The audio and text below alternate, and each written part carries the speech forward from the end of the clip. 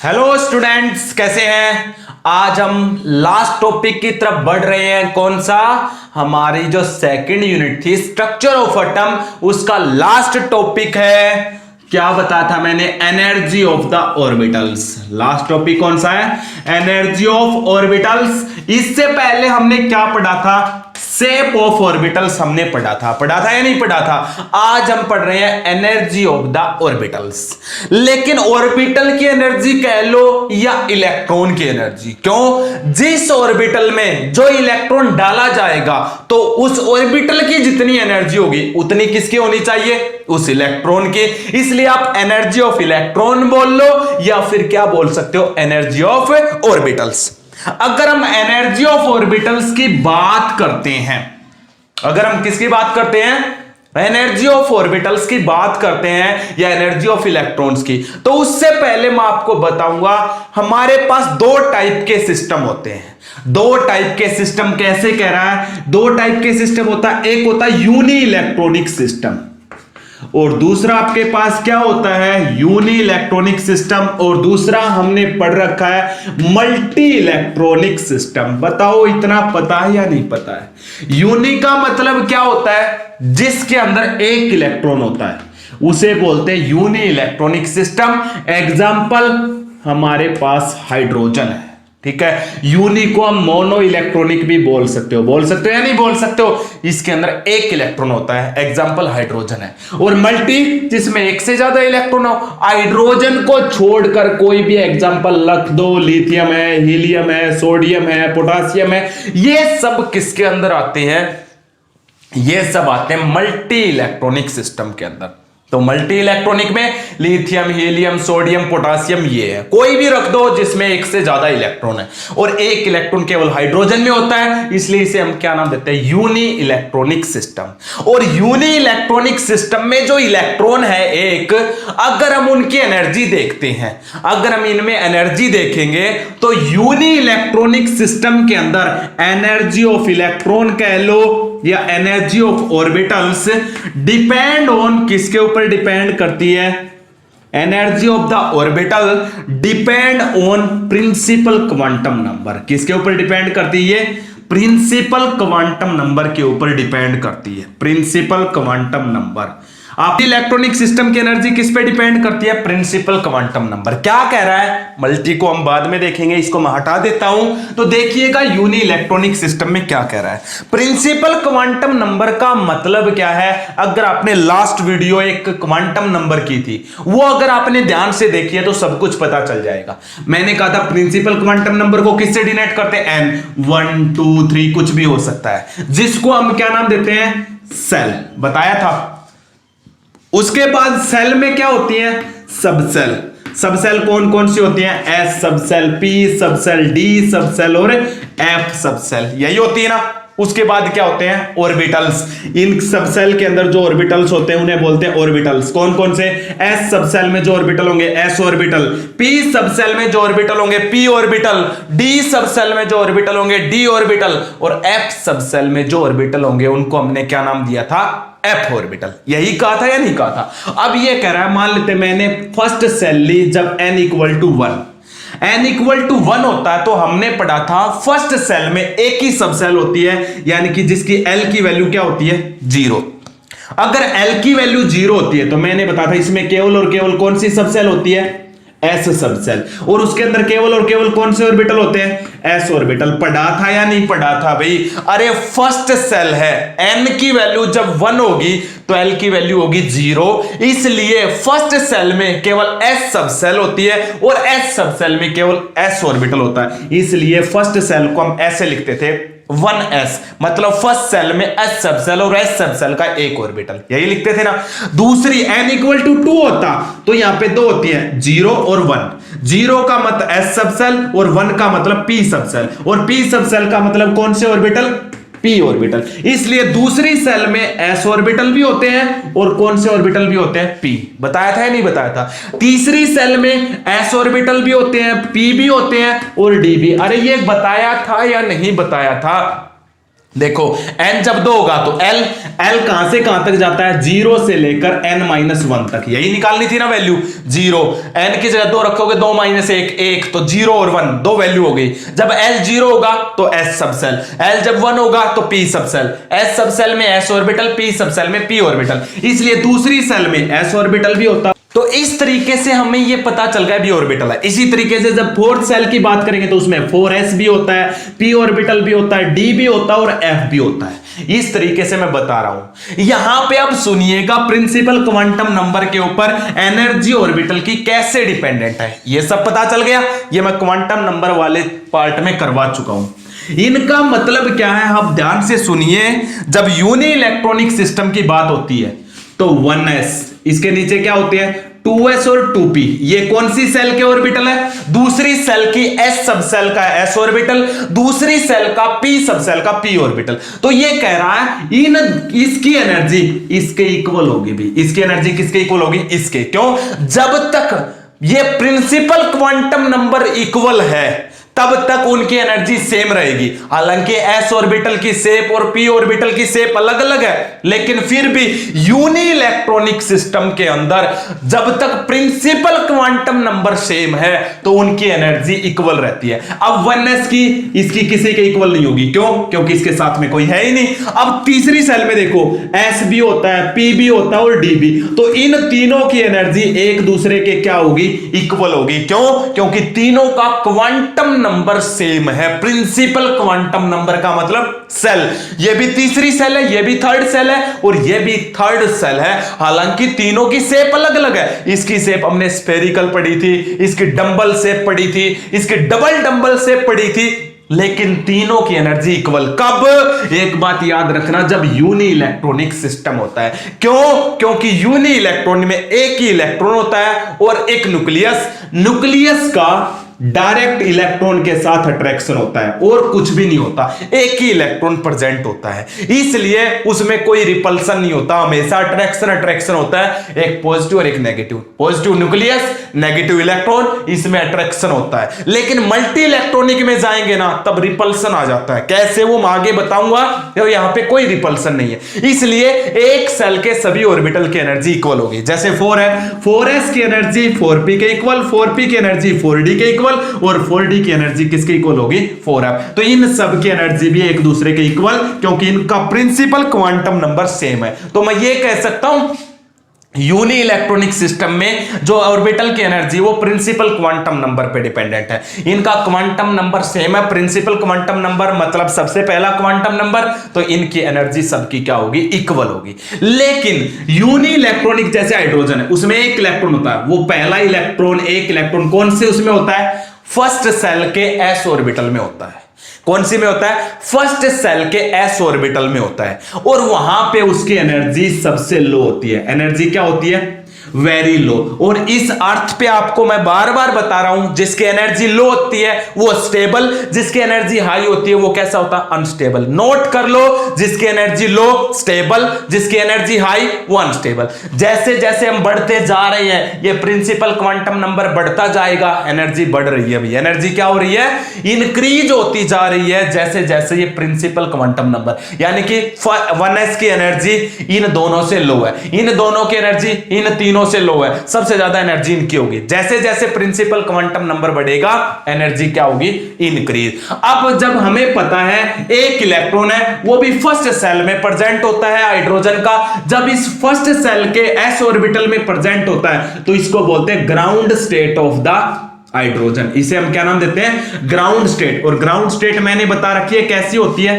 Stable. तो hydrogen का एक इलेक्ट्रॉन सबसे लो एनर्जी वाले में होता है और सबसे लो एनर्जी 1s में। सबसे लो एनर्जी उस ऑर्बिटल की होती है जो इलेक्ट्रॉन जो ऑर्बिटल न्यूक्लियस से सबसे नजदीक होता है। क्यों, मैंने एक दिन तुम्हें बताया था, जब ये इलेक्ट्रॉन और न्यूक्लियस अट्रैक्शन बहुत ज्यादा बढ़ जाएगा तो इसमें से एनर्जी निकलेगी और उस एनर्जी को हम किससे दिखाएंगे, नेगेटिव। मतलब एनर्जी कम हो जाएगी, क्योंकि दो चीजों में अट्रैक्शन जितना स्ट्रॉन्ग होता होगा ना, उनकी एनर्जी उतनी कम होती है। इसका मतलब इसका 1s के अंदर जब इलेक्ट्रॉन होगा, इलेक्ट्रॉन न्यूक्लियस के नजदीक होगा, तो एनर्जी क्या होगी? सबसे लो। क्यों? अट्रैक्शन सबसे स्ट्रॉन्ग होगा, और उसी को हम ग्राउंड स्टेट ऑफ हाइड्रोजन बोलेंगे, और वो कैसी होती है? स्टेबल। लेकिन अगर इस इलेक्ट्रॉन को एनर्जी मिल गई तो ये इसको छोड़कर इसमें चला जाएगा, इसमें चला, किसी में भी जा सकता है हायर एनर्जी में।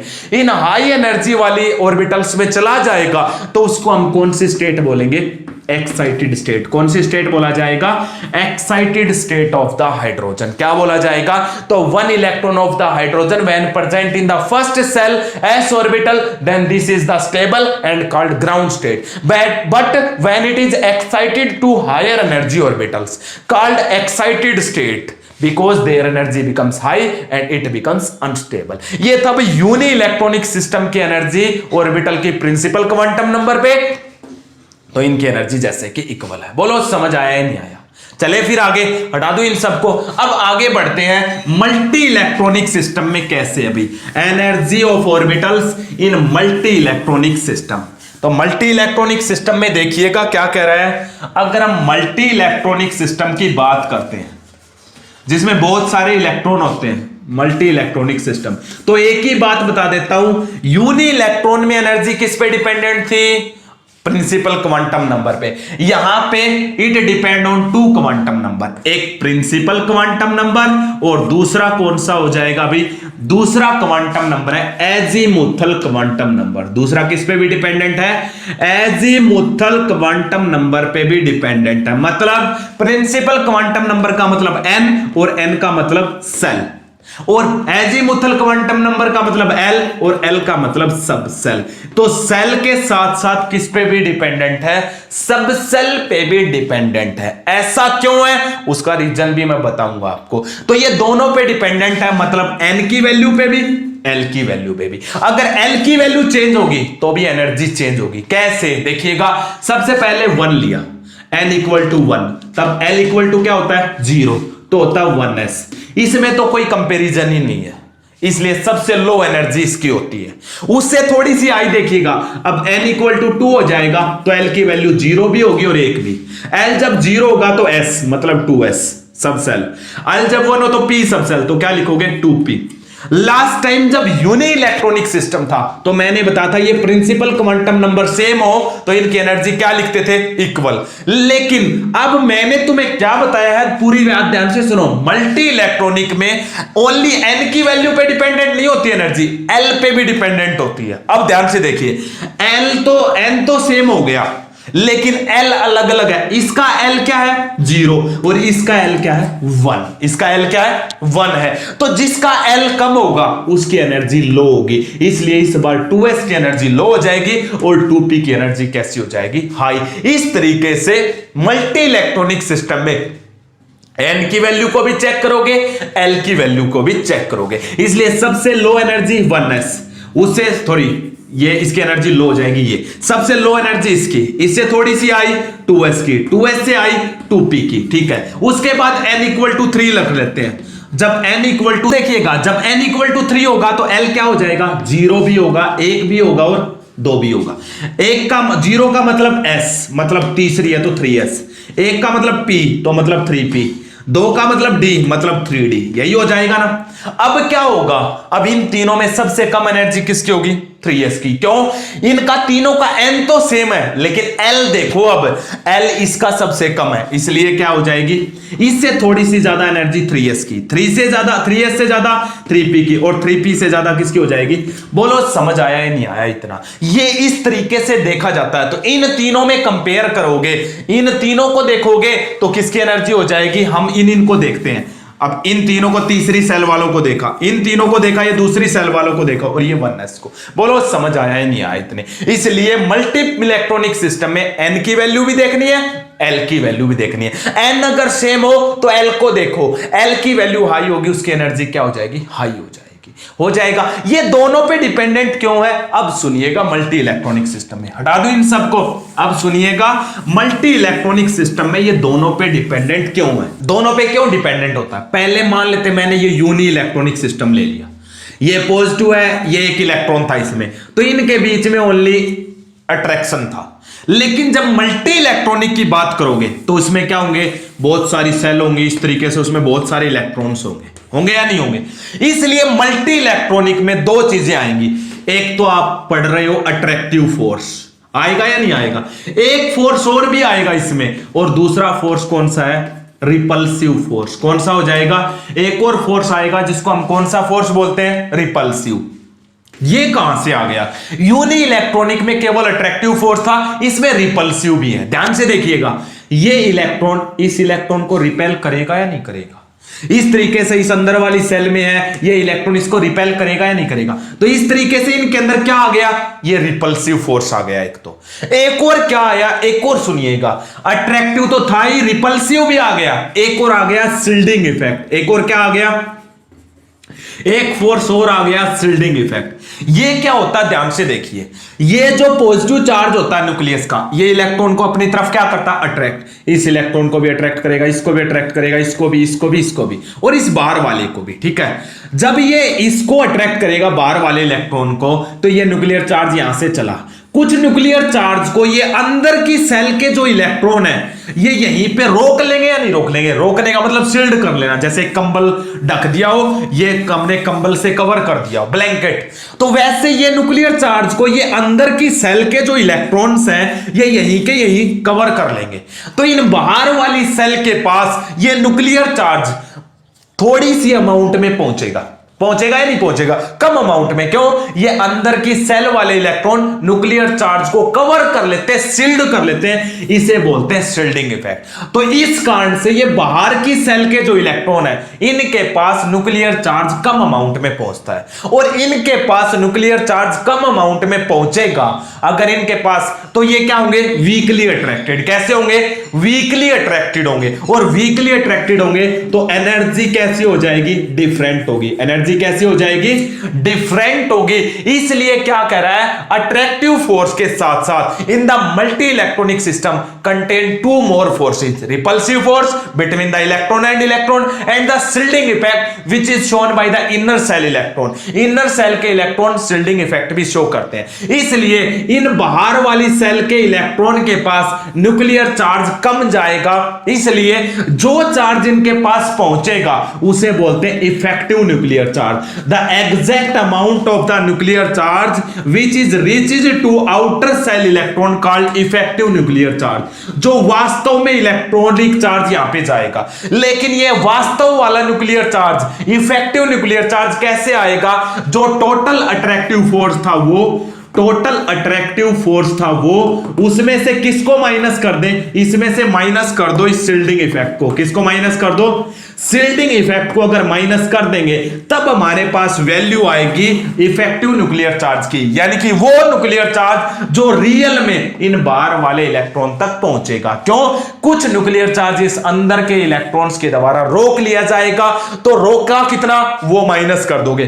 टोटल अट्रैक्टिव चार्ज था वो, उसमें से क्या करो, जो शील्डिंग इफेक्ट ने रोका है वो माइनस कर दो। अगर उसको माइनस कर दोगे तो आपके पास क्या आ जाएगा, एग्जैक्ट इफेक्टिव न्यूक्लियर चार्ज आ जाएगा। न्यूक्लियर चार्ज कम हो गया। अगर ये इफेक्टिव न्यूक्लियर चार्ज इस शील्डिंग इफेक्ट रिपल्सिव फोर्स के कारण कम हो रहा है, इसलिए मैंने बताया मल्टी इलेक्ट्रॉनिक सिस्टम में अगर मैं 2s और 2p की एनर्जी चेक करूंगा तो 2p की हाई होगी और 2s की क्या होगी, लो। इसी तरीके से 3s 3p और 3d की चेक करूंगा तो 3d की सबसे हाई, उससे कम 3p की, और उससे कम क्या होगी, 3s की। लेकिन जब यूनि इलेक्ट्रॉनिक सिस्टम पे देखते थे तो 2s की एनर्जी किसके इक्वल आती थी, 2p पे। क्यों, क्योंकि यूनि इलेक्ट्रॉनिक में एनर्जी डिपेंड करती थी प्रिंसिपल क्वांटम नंबर पे, और मल्टी इलेक्ट्रॉनिक सिस्टम में दो क्वांटम नंबर, प्रिंसिपल और एजीमुथल क्वांटम नंबर पे भी डिपेंडेंट होती है। पता चल गया। इसलिए आगे बढ़ते हैं, अभी तो और भी देखते हैं। अब ये कह रहा आपने ये दो फोर्स पढ़े हैं मेनली, अट्रैक्टिव फोर्स और रिपल्सिव फोर्स। ये किस पे डिपेंडेंट होते हैं, इनको और थोड़ा सा एक्सप्लेन करते हैं।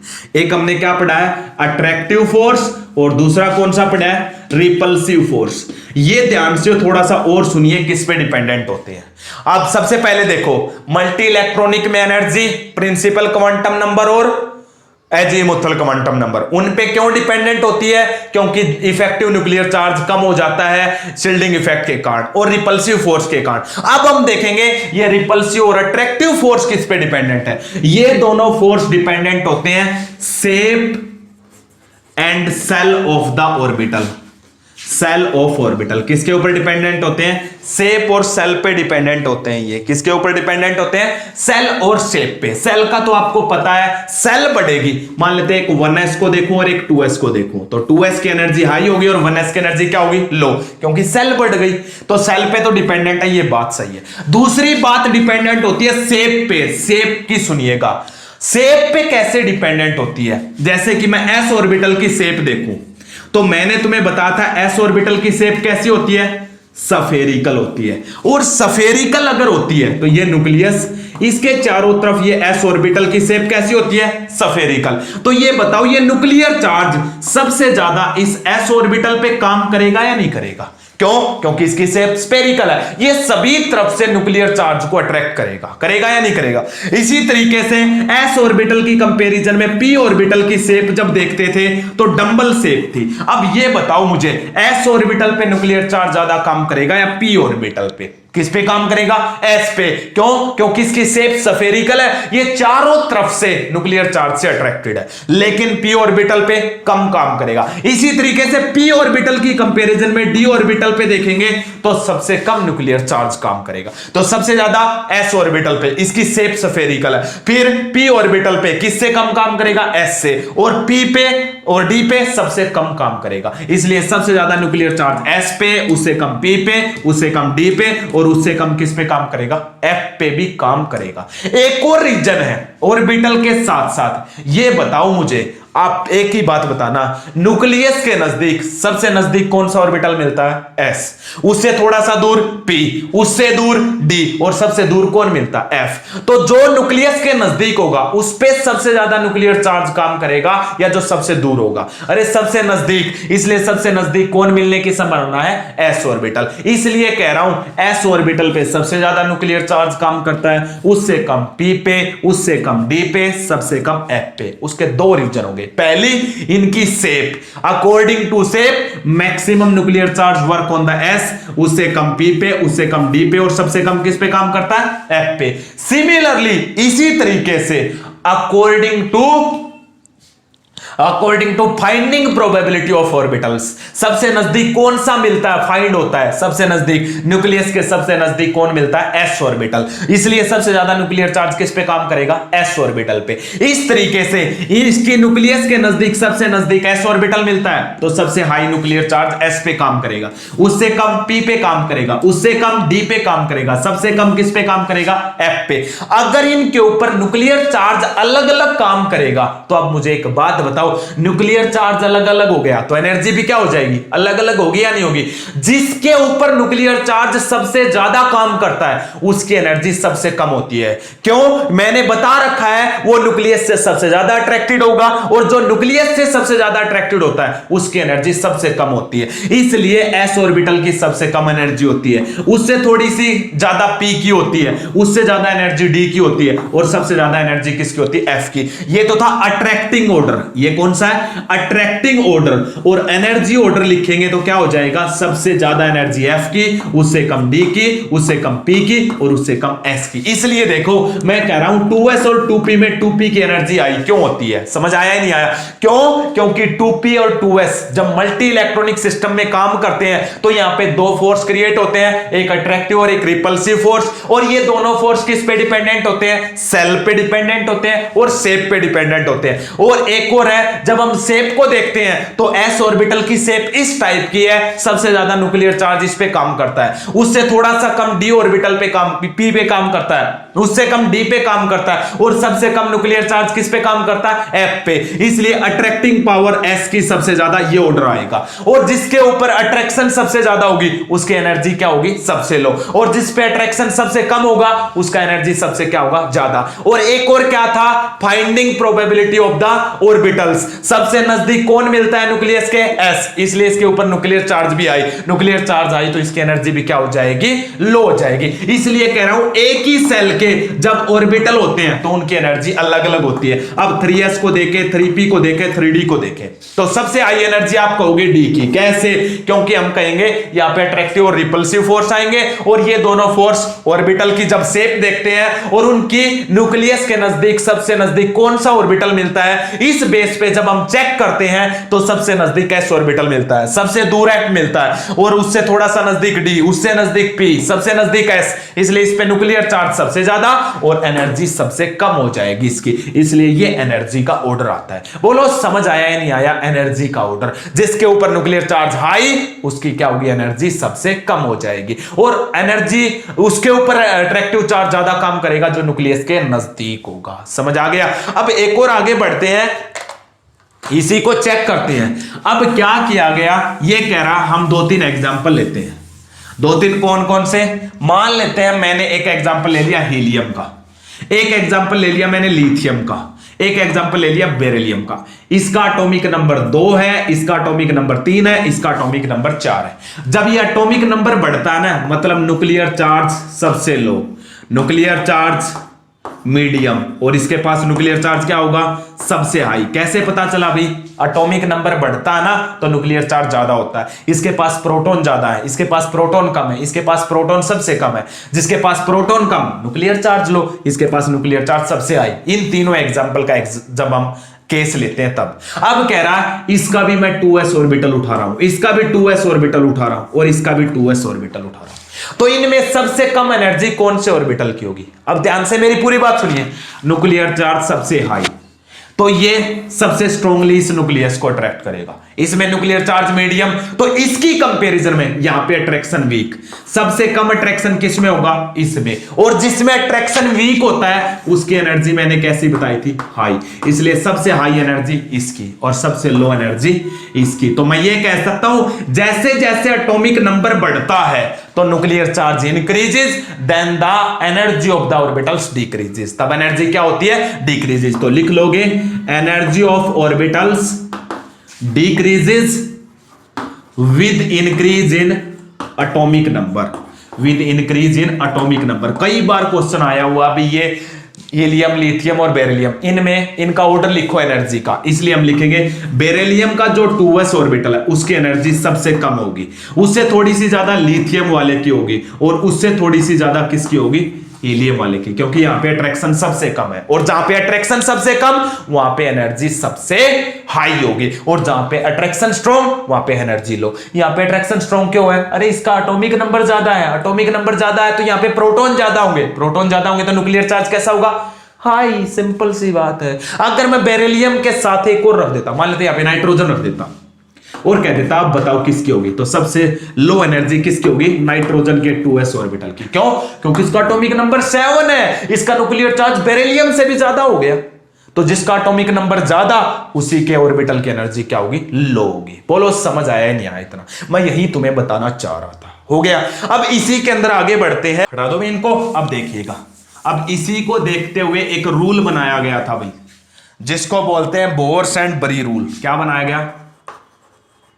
बोर्स एंड बरी रूल बनाया गया। ये रूल क्या कहता है ये सुनिएगा आप। बोर्स एंड बरी रूल, या फिर हम इसको बोलते हैं N+L रूल। क्या बोलाता है? N+L rule. सुनिएगा, ये कह रहा है सबसे पहले हम देखेंगे, किसको देखेंगे? ध्यान से सुनिए क्या कह रहा है। ये कह रहा है जिस भी ऑर्बिटल की N+L वैल्यू लो होगी, जिस भी N+L value low, that energy is low. उस ऑर्बिटल की एनर्जी क्या होगी? लो होगी। जिस भी ऑर्बिटल की N+L वैल्यू लो है उसकी एनर्जी लो मानी जाएगी और जिसके N+L वैल्यू हाई है उसकी एनर्जी हाई। कैसे? ध्यान से देखिए मेरी बात। एक 3s ले लिया और एक 3p ले लिया, ठीक है। अब काउंट करो, ये n है, N+L वैल्यू। सुनिएगा ध्यान से। अब इसकी मैं n की वैल्यू कितनी है? 3, जो बाहर से दिखता है। l की वैल्यू s सब सेल के लिए क्या होती है? 0। दोनों का जोड़ कितना आ गया? 3। इसकी n वैल्यू कितनी है? 3। l वैल्यू की है p सब सेल के लिए 1, कितना हो गया? 4। इसकी N+L वैल्यू 4, इसकी N+L वैल्यू 3, तो किसकी एनर्जी लो होगी? इसकी एनर्जी लो होगी, इसकी एनर्जी क्या हो जाएगी? हाई। ये कह रहा था भाई, आ गया समझ में? अब आगे सुनिएगा, आगे क्या कह रहा है। अगर कहीं ना कहीं पे क्या हो जाए, दूसरा रूल, दो रूल बनाए थे इसने, n plus L value same है, n plus L value same आ जाए, देन तब क्या होगा, that orbital which have low n value, जिसकी भी n वैल्यू लो होगी, हैव लो एनर्जी, उसी की क्या हो जाएगी, लो एनर्जी हो जाएगी, उसी की एनर्जी क्या हो जाएगी, लो हो जाएगी। ध्यान से देखिएगा कैसे कह रहा, मान लेते हैं अब मैंने एक ले लिया 3p और एक ले लिया 4s, ठीक है, इसकी n वैल्यू कितनी है 3, ये रही, l वैल्यू p सब सेल के लिए कितना बताया था 1, दोनों का जोड़ कितना आया 4, इसकी n वैल्यू कितनी है 4 और l वैल्यू कितनी है s ऑर्बिटल के लिए कितनी बता रखी है 0, दोनों का जोड़ कितना आया 4, देखो इसका जोड़ भी 4 आया, इसका जोड़ भी 4 आया। अब किसकी वैल्यू लो कहोगे, मैंने बताया था फिर दूसरा रूल लगाओ, जब n plus L value same हो तो जिसके भी n की वैल्यू लो है, इसका n 3 है, इसका n 4 है, तो इसकी n वैल्यू लो है तो इसकी एनर्जी क्या हो जाएगी, 3p की एनर्जी लो हो जाएगी एज कंपेयर टू 4s। बोलो समझ आया नहीं आया, ये दो रूल निष्कर्ष निकाले थे मल्टी इलेक्ट्रॉनिक सिस्टम के अंदर। तो आप एक बार मैं थोड़ा सा फास्टली रिवाइज करवाता हूं आपको, देखिएगा आप क्या क्या करोगे, समझ में आ गया ये। अब देखिएगा क्या करोगे, सबसे पहले आप बताओगे मल्टी इलेक्ट्रॉनिक सिस्टम का जो एनर्जी है ऑर्बिटल्स की depend on 2 quantum number, principal quantum number, azimuthal, इसकी वैल्यू n होती है, इसकी वैल्यू l होती है। क्यों डिपेंड करती है, क्योंकि इनके अंदर एक रिपल्सिव फोर्स आ जाता है और एक शिल्डिंग इफेक्ट आ जाता है, शिल्डिंग इफेक्ट बता दोगे, और ये शिल्डिंग इफेक्ट न्यूक्लियर चार्ज को क्या कर देते हैं, डिक्रीज, और डिक्रीज होने के कारण हमारे ऑर्बिटल्स की वैल्यू की एनर्जी की वैल्यू क्या होती है अलग अलग। फिर आप बताओगे ये जो रिपल्सिव फोर्स है ये किस पे डिपेंड करता है, शेप ऑफ द ऑर्बिटल्स पे भी डिपेंड करता है। शेप कैसे, एस ऑर्बिटल पे न्यूक्लियर चार्ज सबसे ज्यादा काम करता है इसलिए इसकी एनर्जी सबसे कम होती है, पी ऑर्बिटल पे एस से कम काम करता है न्यूक्लियर चार्ज इसलिए इसकी एनर्जी एस से ज्यादा होती है, उससे ज्यादा डी की होती है और सबसे ज्यादा किसकी होती है, एफ की। ये आप बता दोगे, ये आपको बताना था। फिर फाइनली हमने निष्कर्ष निकाला था जिसका एटॉमिक नंबर हाई होगा उसके ऑर्बिटल की एनर्जी क्या होगी, लो होगी। ये हमने लिख लिया, उसके ऑर्बिटल की एनर्जी क्या होगी, लो, लिख लिया ना। ये था भी energy of the multi and uni electronic system, हो जाएगा। अब क्या कह रहा है, इस एनर्जी के बेस के ऊपर आगे हमारे पास है इलेक्ट्रॉनिक कॉन्फ़िगरेशन। इलेक्ट्रॉनिक कॉन्फ़िगरेशन लिखते हैं तो हमारा नया टॉपिक है इलेक्ट्रॉनिक कॉन्फ़िगरेशन। क्या होता है इलेक्ट्रॉनिक कॉन्फ़िगरेशन, ध्यान से सुनिएगा क्या कह रहा है इलेक्ट्रॉनिक कॉन्फ़िगरेशन के अंदर। तो मैं अब आपको इलेक्ट्रॉनिक कॉन्फ़िगरेशन के बारे में डिस्कस करता हूं। क्या कह रहा है इलेक्ट्रॉनिक कॉन्फ़िगरेशन, जब आप इलेक्ट्रॉन्स को ऑर्बिटल के अंदर फिल करते हो इसे बोलते हैं electronic configuration. Feeling of electrons in orbital called electronic configuration. इसे हम क्या नाम देते हैं, इलेक्ट्रॉनिक कॉन्फ़िगरेशन नाम दिया जाता है। अब जब आप इलेक्ट्रॉन्स फिल करोगे ऑर्बिटल के अंदर तो कैसे फिल करेंगे, इट फॉलो 3 रूल्स। कौन कौन से रूल फॉलो करते हैं, तो electronic configuration of the orbitals depend on Pauli's exclusion, depend on Aufbau principle. किस पे डिपेंड करती है, ऑफ-बाउ प्रिंसिपल पे डिपेंडेंट होती है भैया। तो आप लिख लोगे इलेक्ट्रॉनिक कॉन्फ़िगरेशन, इलेक्ट्रॉन्स का ऑर्बिटल में फिल करना, it was according to Aufbau principle. किसके अकॉर्डिंग बढ़ते हैं, तो electronic configuration of any atom written on the basis of Aufbau principle. Aufbau principle depend on 2 rules. Aufbau principle 2 rule पे dependent है। कौन कौन सा, एक है पोलिज रूल, एक तो कौन सा है पोलिज रूल, और दूसरा है हुंड्स रूल। दूसरा कौन सा है, हुंड्स रूल। ये 2 रूल हैं जिनके ऊपर डिपेंडेंट है। तो Aufbau principle depend on 2 rule, Pauli's rule and Hund's rule. किसके ऊपर डिपेंडेंट है, एक पोलिज रूल पे डिपेंडेंट है और दूसरा हुंड्स रूल पे डिपेंडेंट है। तो Aufbau principle depend on 2 rule, Pauli's rule और हुंड्स रूल। अब सबसे पहले ऑफ-बाउ प्रिंसिपल को देखेंगे, उसके बाद पोलिज रूल को देखेंगे, फिर किसको देखेंगे, हुंड्स रूल को देखेंगे। बोलो इतना समझ आया ही नहीं आया, हो जाएगा। तो आगे हम देखेंगे ऑफ-बाउ प्रिंसिपल क्या है। सबसे पहले सुनिएगा ऑफ-बाउ प्रिंसिपल क्या कहता है, हटा दो इन सबको, तो सुन लीजिएगा Aufbau principle for the electronic configuration. ये क्या कह रहा है ऑफ-बाउ प्रिंसिपल, ये कह रहा है ऑफ-बाउ प्रिंसिपल, हम जब भी इलेक्ट्रॉन फिल करेंगे, जब भी इलेक्ट्रॉन फिल करेंगे in orbitals, according to the increasing order of energy करेंगे। किसके according? According to increasing order of energy of orbitals, energy of orbitals. तो आप लिखोगे electrons are filled in the atomic orbital according to increasing order of energy of the orbitals. आप डाल लोगे electrons are filled in the atomic orbitals according to increasing order of energy of the orbitals. मतलब क्या इसका? सबसे पहले वो orbital पर आ जाएगा जिसकी एनर्जी सबसे कम है। जैसे कि सबसे कम एनर्जी किसकी होती है? 1s की। उससे थोड़ी सी ज्यादा किसकी होती है? 2s की। उससे ज्यादा किसकी होती है? 2p की। इसलिए सबसे पहले 1s पर आ जाएगा। जब ये फुल हो जाएगा, इलेक्ट्रॉन हमारे पास रह गए हैं, फिर 2s को भरेंगे। 2s के बाद किसको भरेंगे? 2p को। तो इस तरीके से इंक्रीजिंग ऑर्डर ऑफ एनर्जी में भरे जाएंगे। ये किसने कहा था? अबाउ प्रिंसिपल ने। समझ आ गया नहीं आ गया? Electrons are filled according to the increasing order of energy of the orbitals. Orbital की बढ़ती हुई एनर्जी के क्रम में लिखेंगे। अब ये कैसे पता चलेगा किस ऑर्बिटल की एनर्जी कितनी है, किसकी हाई है, किसकी लो है? तो इसके लिए अबाउ प्रिंसिपल ने याद रखने का एक ट्रेंड दिया। क्या ट्रेंड दिया? वो याद रखने का ट्रेंड सुनिएगा। कैसे दिया इसने? भाई किसकी एनर्जी लो है, किसकी एनर्जी हाई है, कैसे याद रखेंगे? तो इसने एक ट्रेंड दिया, वो सुनिएगा।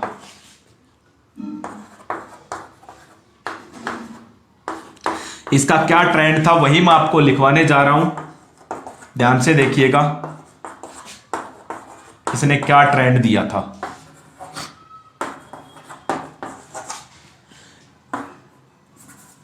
अभी तक हमारी जो डिस्कवरी हुई थी वो f ऑर्बिटल तक ही हुई थी।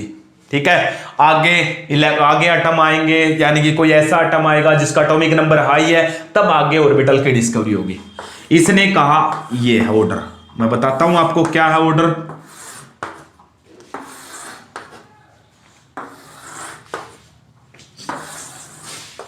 ये ऑर्डर है आपके पास। ठीक है, यहां पे 7p, यहां पे 6d, ये ऑर्डर होता है। क्या मतलब इस ऑर्डर का? आप सुनिएगा ध्यान से। सबसे लो एनर्जी होती है 1s की, उससे आई ये चलते रहो 2s की, उससे आई ऊपर से नीचे 2p की, 2p से हाई, 2p से आई ये आ गया 3s की, 3s से हाई उल्टा आ जाओ ये रहा 3p की, 3p से हाई ये आ गया 4s की, 4s से हाई 4s ये खत्म हो गया, यहां पे आ जाओ 3d की, 3d से हाई ये आ गया 4p की, 4p से हाई 5s की, 5s से हाई वापिस आ जाओ यहां पे। जब ये खत्म हो जाता तो ऊपर से स्टार्ट। इस तरीके से ये ऑर्डर बनता जाएगा, आप लिख सकते हो। तो सबसे लो एनर्जी 1s की, उससे हाई एनर्जी 2s की, उससे हाई एनर्जी 2p की। ये ऐसे ऑर्डर याद रखने का ये तरीका बताया था किसने? अबाउ प्रिंसिपल ने। बोलो याद कर लोगे या नहीं कर लोगे? सबसे पहले 1s ऑर्बिटल, क्योंकि इसकी एनर्जी सबसे कम है, उसके बाद एनर्जी बढ़ती जाएगी, ऑर्बिटल को बढ़ते रहो आप। ये बताया था अबाउ प्रिंसिपल ने, ऑर्डर बताया था। अगर आप फिर भी कंफ्यूज रहते हो किसकी एनर्जी लो है, तो बोर्सबरी रूल लगा दो। जिसकी n+l वैल्यू लो होगी उसकी एनर्जी लो है। बताया था नहीं बताया था? वो रूल लगा दो। आप अगर यहां से कंफ्यूज हो जाते हो तो बहुत इजी तरीका है, n+l रूल लगा दो, बोरबरी रूल, उससे भी पता चल जाएगा किसकी एनर्जी लो है, किसकी एनर्जी हाई है। जिसका n+l वैल्यू लो है उसकी एनर्जी लो। बताया था नहीं बताया था? ये था अबाउ प्रिंसिपल। बोलो समझ आया नहीं आया? अब अबाउ प्रिंसिपल दो रूल पे डिपेंडेंट था। वो दो रूल क्या थे? ध्यान से मेरी पूरी बात सुनिएगा। वो दो रूल क्या थे? हटा दो इन सबको तो देखिएगा। अबाउ प्रिंसिपल फर्दर दो रूल पे डिपेंडेंट था। कौन कौन से थे वो दो रूल? पहला रूल था पोलिज एक्सक्लूजन प्रिंसिपल। पोलिज एक्सक्लूजन प्रिंसिपल भी बोलते हैं इसको। क्या कह रहा है ये प्रिंसिपल? ध्यान से सुनिए। ये कह रहा है एक ऑर्बिटल जो था उसमें मैक्सिमम 2 इलेक्ट्रॉन बच सकते हैं। इन one orbital maximum 2 electron can field with opposite spin. बताया था नहीं बताया था? जब स्पिन क्वांटम नंबर पढ़ा था तो मैंने बताया था इनको ऐसे लिखते हैं, एक अगर क्लॉकवाइज घूम रहा है तो दूसरा कैसे घूम रहा है? Anti clockwise. Maximum 2 electrons can be filled in one orbital with opposite spin, with opposite spin. तो आप लिख लो maximum 2 electron can be filled in the atomic orbital with opposite spin, that is the Pauli's exclusion principle। ये कौन सा principal था? पोलिज rule था या पोलिज एक्सक्लूजन प्रिंसिपल था। समझ में आ गया? दो इलेक्ट्रॉन ही भरे जाते हैं एक ऑर्बिटल में, जैसे कि p है, p में 3 ऑर्बिटल होते हैं, ऐसे है, 2 इलेक्ट्रॉन इसमें, 2 इलेक्ट्रॉन इसमें और 2 इलेक्ट्रॉन इसमें, ऐसे भरे जाते हैं। 3 ऑर्बिटल होते हैं ना, बता रखा है या नहीं बता रखा है? यही तो था। उसके बाद क्या है, आगे भी सुनिएगा। इसने एक और दिया, इसने कहा मान लेते हैं इस ऑर्बिटल में ये 2 इलेक्ट्रॉन है और मैं ये 1s ही लिख लेता हूं, ठीक है, 1s ऑर्बिटल है ये और इसमें ये 2 इलेक्ट्रॉन है।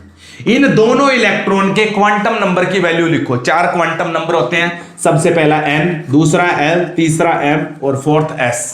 n की वैल्यू लिखो इस इलेक्ट्रॉन की 1, क्योंकि 1s में है। l की वैल्यू s के लिए 0, m की वैल्यू s ऑर्बिटल में एक ही ऑर्बिटल होता है उसकी वैल्यू भी 0, और s की वैल्यू क्या होगी, मान लेते मैंने +½ लिख लिया। इसकी n की वैल्यू लिखो भाई इस इलेक्ट्रॉन की, वही 1 आएगी क्योंकि 1s में है। l की वैल्यू कितनी आएगी, s सब सेल में ही है 0, क्योंकि ये भी तो इसी के अंदर इलेक्ट्रॉन है। और इस इलेक्ट्रॉन के, इस ऑर्बिटल के दूसरे इलेक्ट्रॉन की m की वैल्यू वो भी 0 आएगी। क्यों? क्योंकि ये s में एक ही ऑर्बिटल होता है, उसी के अंदर ये इलेक्ट्रॉन है। लेकिन एक बात बताओ, क्या s की वैल्यू +½ ही लिख सकता हूं? देखो तीनों वैल्यू सेम है, लेकिन s की वैल्यू सेम नहीं होगी। क्यों? ये क्लॉकवाइज घूम रहा तो ये एंटी क्लॉकवाइज, तो इसकी वैल्यू क्या माननी पड़ेगी आपको, -½ बताया था या नहीं बताया था? इसलिए कह रहा है एक ऑर्बिटल में 2 इलेक्ट्रॉन जो आएंगे ना, उन दोनों इलेक्ट्रॉन के चारों क्वांटम नंबर सेम नहीं होंगे, एक क्वांटम नंबर अलग मिलेगा, स्पिन क्वांटम नंबर। बाकी सारे क्वांटम नंबर सेम हो सकते हैं, लेकिन लास्ट वाला सेम नहीं हो सकता। तो इसलिए क्या कर रहा है, in 1 orbital 2 electrons are filled but both the electrons not have और 4 क्वांटम नंबर वैल्यू सेम। चारों क्वांटम नंबर की वैल्यू सेम नहीं हो सकती। देखो 3 सेम आए, लेकिन 4th पे आके अलग हो गया। क्यों? हमने बताया था 2 इलेक्ट्रॉन भरे जाएंगे, दोनों की स्पिन कैसी होगी, अपोजिट होगी। ये भी था पोलिज रूल, इसको भी हम क्या बोलते हैं, पोलिज रूल बोलते हैं। हो जाएगा। एक लास्ट और देखिएगा, हुंड्स रूल क्या कहता है। हटा दो इन सबको, तो हुंड्स रूल और सुन लीजिएगा, वो क्या कहता है। हुंड्स रूल की जब हम बात करते हैं तो सुनिएगा, हुंड्स रूल में क्या कह रहा है, ध्यान से पूरी बात सुनिए मेरी।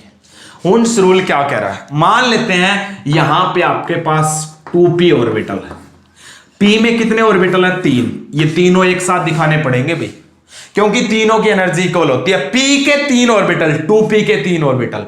ऐसे ही मान लेते हैं 3d है, d में कितने ऑर्बिटल होते हैं, 5, ऐसे बनते हैं 5 ऑर्बिटल। तो इन पांचों को इकट्ठा दिखाना पड़ेगा। क्यों? पांचों की एनर्जी इक्वल है।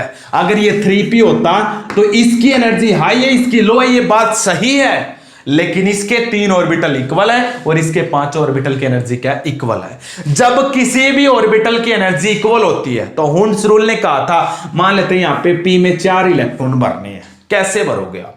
आधे से ज्यादा बच्चे कहेंगे 2 इसमें भर देते हैं सर, 2 इसमें। गलत हो जाएगा भाई।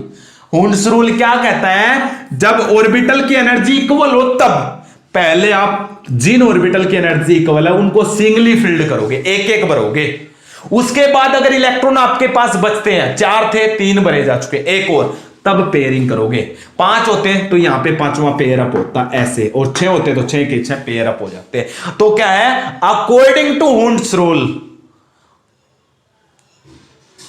Orbital of same energy, orbital जिनकी सेम एनर्जी है, orbital of same energy are not pair up, are not pair up until they are singly filled, until they are singly filled। जब तक वे singly filled नहीं हो जाते तब तक pairing नहीं होती। they are not pair up until they are not singly filled। जब तक वो singly filled नहीं हो जाते तब तक पेयरिंग नहीं होगी। आप चाहते क्या होता, 4 इलेक्ट्रॉन थे भाई, 2 इसमें भर दो और 2 इसमें, ऐसा नहीं होगा।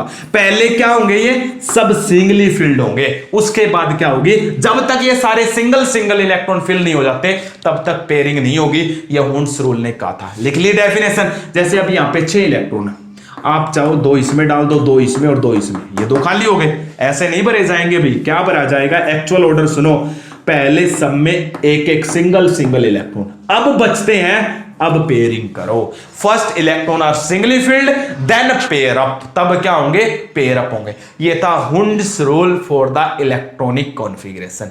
ये किसके लिए था, Hund's rule for the electronic configuration. इसी के साथ डियर स्टूडेंट्स, आपकी एनर्जी ऑफ द ऑर्बिटल्स, उसके रूल्स, इलेक्ट्रॉनिक कॉन्फ़िगरेशन के, ये सब कुछ हो चुके हैं। ठीक है, अब हम आगे डिस्कस करेंगे, इसी के अंदर आगे बढ़ रहे हैं, इलेक्ट्रॉनिक कॉन्फ़िगरेशन लिखी कैसे जाती है वो मैं आपको बताऊंगा। तो आगे हम देखते हैं इलेक्ट्रॉनिक कॉन्फ़िगरेशन। अब देखिएगा, इलेक्ट्रॉनिक कॉन्फ़िगरेशन कुछ एलिमेंट की लिखते हैं। मैंने तुम्हें क्या बताया है, इलेक्ट्रॉनिक कॉन्फ़िगरेशन क्या होती है? इलेक्ट्रॉनिक कॉन्फ़िगरेशन का मतलब है, कॉन्फ़िगरेशन का मतलब क्या बताया था? फीलिंग ऑफ इलेक्ट्रॉन्स, इलेक्ट्रॉन को डालना, फिल करना, feeling of electrons in orbital, यही बताया ना मैंने। तो इसकी कॉन्फ़िगरेशन देखिए, मैं दो चार एलिमेंट्स के आपको लिख के दिखाता हूं कैसे है। मान लेते हैं मैंने सबसे पहले ऑक्सीजन ही लिया है। कौन सा लिया है? ऑक्सीजन। इसके अंदर कितने इलेक्ट्रॉन है? एटॉमिक नंबर को ही क्या बोला जाता है? इलेक्ट्रॉन्स। पता होगा ये तो। इसका एटॉमिक नंबर 8, इसका मतलब इसके अंदर 8 इलेक्ट्रॉन है। जब इसके अंदर 8 इलेक्ट्रॉन है तो इसकी कॉन्फ़िगरेशन कैसे लिखोगे? अब देखिएगा, इन 8 इलेक्ट्रॉन्स को कैसे फिल करोगे। सबसे पहले सबसे कम एनर्जी कौन से ऑर्बिटल की होती है? फर्स्ट सेल के एस ऑर्बिटल की। लिखवाया था या नहीं लिखवाया था? कौन सा? अबव प्रिंसिपल ने कहा था सबसे कम एनर्जी 1s की है, उससे ज्यादा एनर्जी 2s की है, उससे ज्यादा एनर्जी 2p की है, उससे ज्यादा एनर्जी 3s। वो सीरीज नहीं लिखवाई थी मैंने, वो ऑर्डर बताया था याद करने का। अरे अभी तो बताया था, अबव रूल, अबव प्रिंसिपल, उसने ही तो कहा था electrons are filled into the orbital according to their increasing order of energy. इसकी एनर्जी सबसे कम है, इसलिए सबसे पहले ये फिल किया जाएगा। इसकी एनर्जी उससे ज्यादा है, उसके बाद ये फिल किया जाएगा। तो ऐसे ही फिल करेंगे। अब 8 में से सबसे पहले इलेक्ट्रॉन 1s में डालेंगे। अब 1s में कितने इलेक्ट्रॉन डाले जाएंगे? 2। अब मुझे ये बताओ 2 ही क्यों डाले 1s में? क्योंकि s ऑर्बिटल में एक ऑर्बिटल, s सब सेल में एक ऑर्बिटल होता है और एक ऑर्बिटल में 2 इलेक्ट्रॉन आते हैं, इसलिए मैंने 2 डाले। बता रखा है नहीं बता रखा है? अरे s में एक ऑर्बिटल होता है और एक ऑर्बिटल में कितने इलेक्ट्रॉन भरे जा सकते हैं? 2। हो गया। उसके बाद आगे बढ़िएगा, उसके बाद 2s, दूसरी सेल का s सब सेल है, s सब सेल में भी एक इलेक्ट्रॉन, तो इसमें भी 2 डाल दिए। हो गए। 8 में से 2 यहां पे डाल दिए, 2 यहां पे, कितने डल चुके? 4। अब आगे बढ़ते हैं। उसके बाद क्या है? 2p। अब ध्यान से देखिएगा, 8 में से 2 इलेक्ट्रॉन, ये 2, ये 4, यहां पे कितने रह गए? 4 इलेक्ट्रॉन रह गए। लेकिन डाल कितने सकते हैं वो ध्यान से देखिएगा। p सब सेल में मैंने तुम्हें बताया था कितने ऑर्बिटल होते हैं? 3 ऑर्बिटल। क्वांटम नंबर का टॉपिक अच्छे से पढ़ के देखो। 3 ऑर्बिटल, 3 ऑर्बिटल में कितने इलेक्ट्रॉन आएंगे? 6। लेकिन हमारे पास अवेलेबल कितने हैं? 4, तो 4 ही डाल दो। जब हमारे पास 6 है ही नहीं, 4 ही है, तो 4 ही डालेंगे।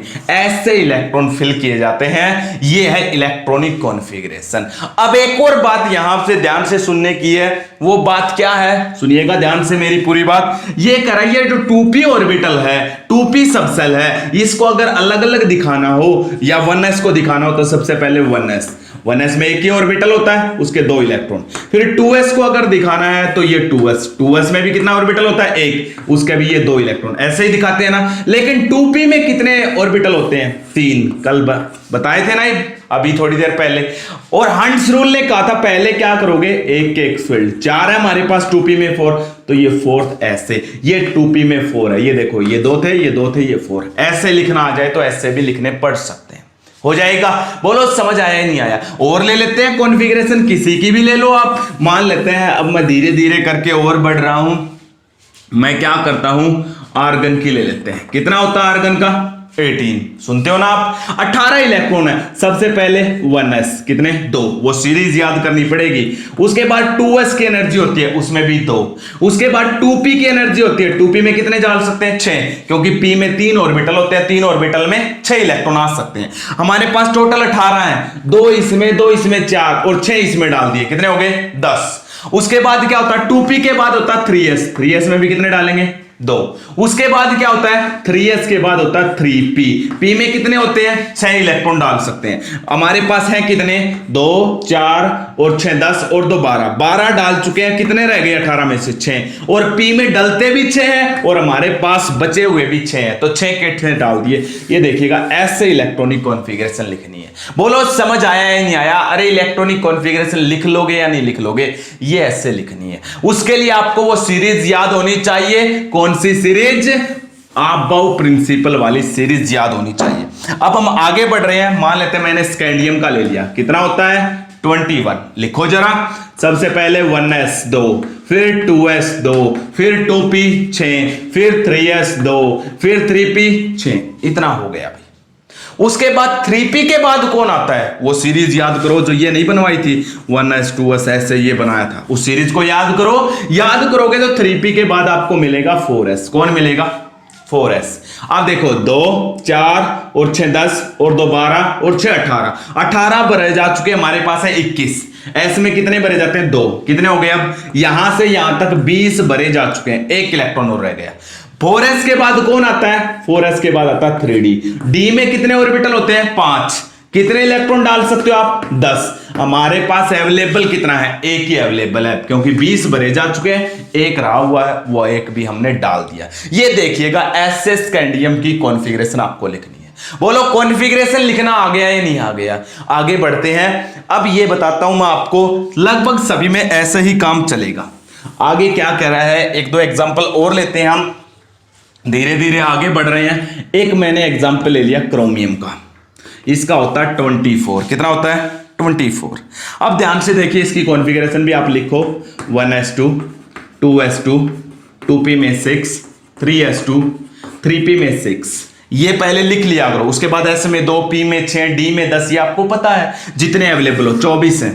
24 में से 2 4 और 6 10 और 2 12 और 6 18 डाल चुके हैं। 18 2 ये डाल दिए 20। उसके बाद आता है नंबर 3d का। किसका नंबर आता है, 3d का।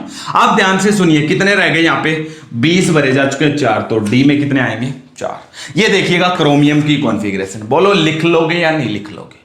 लेकिन एक बात बताता हूं इंपॉर्टेंट, क्रोमियम की ये कॉन्फ़िगरेशन गलत है। ये कॉन्फ़िगरेशन आबाउ प्रिंसिपल ने बताई है, लेकिन ये गलत है, क्योंकि यहां पे एक्सेप्शनल केस है। वो एक्सेप्शनल केस क्या है, वही तो बात सुनिएगा। क्या एक्सेप्शनल है, ये अपना एक इलेक्ट्रॉन इसको दे देता है, और इसलिए कॉन्फ़िगरेशन क्या बनती है, ध्यान से देखिएगा, 1s2 2s2 2p6 3s2 3p6। यहां पे 4s में 1 आ जाता है और 3d में 5 हो जाते हैं। ये इसकी इलेक्ट्रॉनिक कॉन्फ़िगरेशन एक्सेप्शनल के बहुत सारे क्वेश्चन आएंगे। मैं यहां पे 2 एक्सेप्शनल आपको बताऊंगा। ये देखिएगा अब ये ऐसा क्यों हो गया, यानी थी इसकी कॉन्फ़िगरेशन किसके according, according to Aufbau principle ये कॉन्फ़िगरेशन आनी थी, लेकिन इसकी कॉन्फ़िगरेशन रियल में ये है। पेपर में आएगा तो आपको ये लिखनी है। ऐसा क्यों है, ये बात सुनिएगा। सबसे इंपॉर्टेंट टॉपिक वो है ये क्वेश्चन, लास्ट क्वेश्चन यही है इस यूनिट का। ये क्या कह रहा है, s में 1 हो गया और d में 5, ऐसा क्यों हो गया, इसकी सुनिएगा। अब ये बताओ, s ऑर्बिटल में ज्यादा से ज्यादा कितने इलेक्ट्रॉन भर सकते हो आप, 2। जब s में 2 इलेक्ट्रॉन होते हैं तो इसे बोला जाता है फुल्ली फिल्ड। इसे क्या बोला जाता है, फुल्ली फिल्ड बोला जाता है। लेकिन जब s में 1 होगा तो इसे बोला था हाफ फील्ड। क्या बोला जाता है, हाफ फील्ड बोला जाता है। क्या बोलते हैं इसको, हाफ फील्ड। 2 थे, 2 का मतलब फुल्ली फील्ड, और 1 हो जाए तो हाफ फील्ड। इतना समझ में आ गया। अब आइएगा आप डी पे, डी की ओर सुन लो। डी में मैक्सिमम कितने इलेक्ट्रॉन भरे जाते हैं, 10। जब डी में 10 इलेक्ट्रॉन होते हैं तो इसे हम क्या नाम देंगे, फुल्ली फील्ड। क्या नाम दिया जाएगा। और जब डी में 5 होंगे तो उसे क्या नाम दिया जाएगा, हाफ फील्ड। क्या नाम दिया जाएगा, अरे फुल 10 है तो उसका आधा कितना होगा, 5। और एक बात अब मेरी सुनो, पता चल गया हाफ फील्ड और फुल्ली फील्ड। अरे टोटल इलेक्ट्रॉन्स जितने भरे जाते हैं, जैसे p है, p में कितने भरे जाते हैं, 6, तो ये तो हो गया इसका फुल्ली फील्ड। अगर p में 3 कर दूंगा तो ये क्या हो जाएगा, इसका हाफ फील्ड हो गया ना। और एक बात है, फुल्ली फील्ड और जो हाफ फील्ड होते हैं ना, ये एक्स्ट्रा स्टेबल होते हैं। कैसे होते हैं, एक्स्ट्रा स्टेबल। एक्स्ट्रा स्टेबल का मतलब इनकी एनर्जी बहुत कम है और ये बहुत ही खुश है। स्टेबल का मतलब ये है बहुत ज्यादा आनंदित हैं, खुश हैं, इसलिए हाफ फील्ड और फुल्ली फील्ड ये 2। अब एक बात बताओ, जब ये कॉन्फ़िगरेशन हमने इसकी लिखी थी, ये वाली जो अबाउ प्रिंसिपल ने कही थी, जो बाद में गलत साबित हुई थी, यहां पे देखिएगा s ऑर्बिटल तो फुल्ली फील्ड है क्योंकि s में 2 होने चाहिए, s तो फुल्ली फील्ड है, लेकिन d में या तो 10 हो या 5 हो। यहां पे d ना ही तो फुल्ली फील्ड है ना ही हाफ फील्ड है, इसलिए d कैसा था, अनस्टेबल था। कैसा था?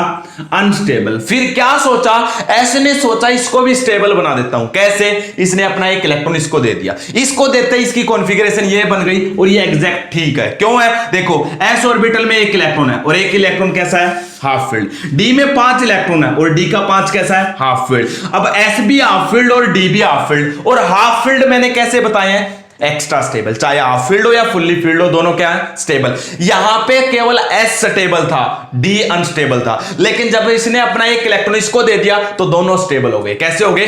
स्टेबल हो गए। क्यों? क्योंकि half filled and fully filled are extra stable, इसलिए इसने अपना एक इलेक्ट्रॉन इसको दे दिया और इसकी नई कॉन्फ़िगरेशन ये बन गई, ये कॉन्फ़िगरेशन नहीं बनी। बोलो समझ आया या नहीं आया? तो क्या लिखोगे आप? Half filled and fully filled orbitals are extra stable, so the configuration of chromium is exceptional in which 4s contain 1 electron, 3d contain 5 electron, because when this configuration occurs then both s orbital and d orbital are half filled। जब ये configuration होती है तो इसमें s orbital भी half field है और d orbital भी कैसा है? हाफ फील्ड है। अब आपके माइंड में एक क्वेश्चन आ रहा होगा, सर ये हाफ फील्ड और फुल्ली फील्ड एक्स्ट्रा स्टेबल क्यों होते हैं? अरे ये भी बताऊंगा, पहले ये समझ आ गया या नहीं आ गया? एक कॉन्फ़िगरेशन और लिखवाता हूं ऐसी, वो और देखिएगा। हटा दो इन सबको, तो ये लीजिएगा, मैंने हटा दिया इन सबको। ऐसे ही हाफ फील्ड और फुल्ली फील्ड से ही चलेगी। एक कॉन्फ़िगरेशन और है, कौन सी? अभी कॉपर। कॉपर का कितना होता है? कॉपर का होता है 29। कॉन्फ़िगरेशन जब लिखते हैं तो क्या बनती है? 1s2 2s2 2p6 3s2 3p6 4s2 3d9। ये बननी चाहिए कौन से रूल के according? According to Aufbau principle. लेकिन ये गलत थी। रियल में क्या थी वो सुनिएगा। ये अपना एक इलेक्ट्रॉन इसको दे देता है, तो रियल क्या बनेगी? 1s2 2s2 2p6 3s2 3p6, ये क्या हो जाएगा? 4s1, और एक इलेक्ट्रॉन इसको मिल जाएगा तो ये 3d क्या हो जाएगा? 10। ये देखिएगा एक्चुअल कॉन्फ़िगरेशन कॉपर की ये कॉन्फ़िगरेशन बहुत इंपॉर्टेंट है। 3rd यूनिट 4th यूनिट ये कॉन्फ़िगरेशन के बगैर नहीं चलेंगी भी, इसलिए ये सीरीज याद कर लेना और इलेक्ट्रॉन फिल करने सीख लेना। हो गया अभी। अब देखिएगा यहां पे जब ये कॉन्फ़िगरेशन थी, इसमें s ऑर्बिटल कैसा है? फुल्ली फील्ड है, लेकिन d ऑर्बिटल में या तो 5 इलेक्ट्रॉन होने थे या 10, इसलिए ना ही तो फुल्ली फील्ड है ना ही हाफ फील्ड है। ये कैसा है? अनस्टेबल है। लेकिन ये कैसा था? स्टेबल। इसलिए क्या किया, s ने इसको भी स्टेबल बना दिया, इसको अपना एक इलेक्ट्रॉन दे दिया। एक इलेक्ट्रॉन देने के बाद s कैसा हो गया? हाफ फील्ड हो गया, और जो आपका d है वो कैसा हो गया? फुल्ली फील्ड हो गया। अब ये फुल्ली फील्ड हो गया और ये हाफ फील्ड, और हाफ फील्ड और फुल्ली फील्ड क्या होते हैं? Extra stable. यहां पे देखिएगा, अगर हम ये कॉन्फ़िगरेशन लिखते तो केवल s ऑर्बिटल तो स्टेबल था, d ऑर्बिटल अनस्टेबल था। अब दोनों स्टेबल हो गए, इसलिए इसने अपना एक इलेक्ट्रॉन इसको दे दिया और कॉपर की कॉन्फ़िगरेशन ये बन गई। तो एक्चुअल में कॉपर की कॉन्फ़िगरेशन ये है। बोलो समझ आया या नहीं आया? हो जाएगा। अब क्वेश्चन डाल लीजिए, why half filled and fully filled orbitals are extra stable. हटा दो इन सबको, तो कॉन्फ़िगरेशन आपको लिखनी आ गई होगी। अगर आप 1-2 की और प्रैक्टिस करोगे तो हो जाएगा। आगे देखिएगा, half filled and fully filled are extra stable. Why? Half filled and fully filled orbitals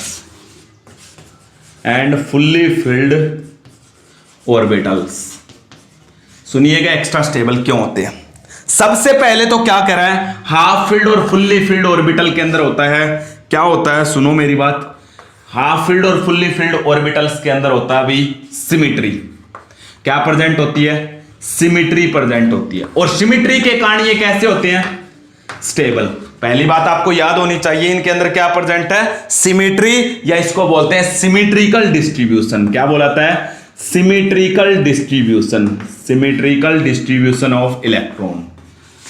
half field और फुल्ली फील्ड में क्या होते हैं? इलेक्ट्रॉन सिमिट्रिकली डिस्ट्रीब्यूटेड होते हैं। देखिएगा कैसे होते हैं। मैं एक एग्जांपल लेता हूं, बोलो किसका लूं? डी का, पी का, जिसका आप चाहो। मान लेते हैं मैंने ये डी ऑर्बिटल का ले लिया या पी का ले लिया। पी में कितने ऑर्बिटल होते हैं? 3।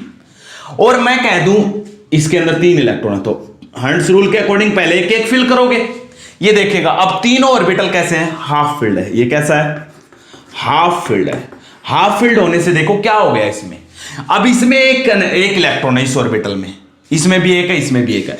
इसमें जब तक तीनों में इलेक्ट्रॉन इक्वल है तो इनकी एनर्जी इक्वल रहेगी भाई। इनकी एनर्जी कैसी रहेगी? इक्वल रहेगी। जब तक इलेक्ट्रॉन तीनों में इक्वल है तो एनर्जी इक्वल रहेगी, और एनर्जी इक्वल रहेगी तो इसे बोलते हैं सिमेट्रिकल डिस्ट्रीब्यूशन ऑफ इलेक्ट्रॉन। और जब ये एनर्जी इक्वल रहेगी तो यहां पे रिपल्सन कम होगा। क्या होगा? रिपल्सन वेरी लो होगा, और साथ में क्या होगा? शिल्डिंग इफेक्ट भी लो होगा। बताया था ना कल शिल्डिंग इफेक्ट। और ये दोनों अगर लो होते हैं तो कौन सा चार्ज बढ़ जाता है? न्यूक्लियर चार्ज वेरी हाई हो जाता है। और न्यूक्लियर चार्ज इलेक्ट्रॉन को क्या करता है? अट्रैक्ट। और जब न्यूक्लियर चार्ज अट्रैक्ट करेगा तो क्या बढ़ जाएगी? स्टेबिलिटी क्या हो जाएगी? इंक्रीज हो जाएगी। जब तक इलेक्ट्रॉन इक्वल है तब तक जितनी एनर्जी इस ऑर्बिटल की है उतनी इसकी है, उतनी इसकी है। तीनों की इक्वल है, और इक्वल एनर्जी होने को बोलते हैं सिमेट्रिकल डिस्ट्रीब्यूशन के कारण। और इक्वल एनर्जी से रिपल्सन कम होता है और शील्डिंग इफेक्ट भी लो होता है। शील्डिंग इफेक्ट और रिपल्सन कम होगा तो क्या हो जाएगा? न्यूक्लियर चार्ज बढ़ जाएगा, और वो स्ट्रांगली अट्रैक्ट करेगा न्यूक्लियर इलेक्ट्रॉन्स को, तो स्टेबिलिटी क्या हो जाएगी? इंक्रीज। अगर मैं इसको ऐसे लिख देता, P में 6 है, फुल्ली फिल्ड है। अब भी देखिएगा ऐसे होते ना। अब देखो 2 इलेक्ट्रॉन इसमें, 2 इसमें, 2 इसमें, तो तीनों की एनर्जी क्या होगी? इक्वल। लेकिन अगर ऐसा होता, ना ये फुल्ली फिल्ड ना ये हाफ फिल्ड, मान लेते P में 4 होते, ये देखिएगा पहले एक एक, फोर्थ इलेक्ट्रॉन यहां पे आ गया। अब देखिए ना ही तो ये हाफ फिल्ड ना ही फुल्ली फिल्ड है। क्यों?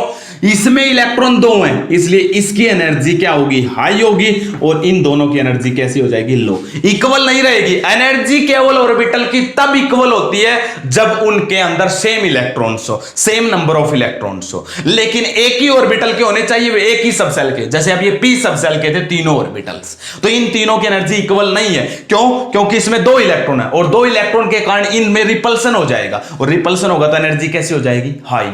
लेकिन अगर इन तीनों में 2 इलेक्ट्रॉन है तो जितना रिपल्सन इसमें है उतना ही रिपल्सन इसमें है, उतना ही रिपल्सन इसमें है, इसलिए तीनों की एनर्जी भी इक्वल, रिपल्सन भी इक्वल, इसलिए वो रिपल्सन क्या होगा? इतना इफेक्टिव नहीं होगा। लेकिन अब एक में रिपल्सन ज्यादा है, 2 में रिपल्सन नहीं है, इसलिए इसका रिपल्सन क्या होगा? हाई। इसलिए कह रहा है जो इलेक्ट्रॉन्स हैं हाफ फील्ड और फुल्ली फील्ड में कैसे होते हैं? सिमेट्रिकली होते हैं, इक्वल होते हैं सभी ऑर्बिटल में। और जब सिमेट्रिकल डिस्ट्रीब्यूशन होता है तो उससे क्या होता है? रिपल्सन कम हो जाता है, और शील्डिंग इफेक्ट भी क्या हो जाता है? कम हो जाता है। और ये दोनों जब कम होंगे तो न्यूक्लियर चार्ज हाई हो जाएगा, और न्यूक्लियर चार्ज हाई होगा तो वो इलेक्ट्रॉन स्ट्रांगली अट्रैक्ट होंगे बाय द न्यूक्लियस, इसलिए उसकी स्टेबिलिटी क्या हो जाएगी? इंक्रीज। तो सिमेट्रिकल डिस्ट्रीब्यूशन मतलब समझ में आया?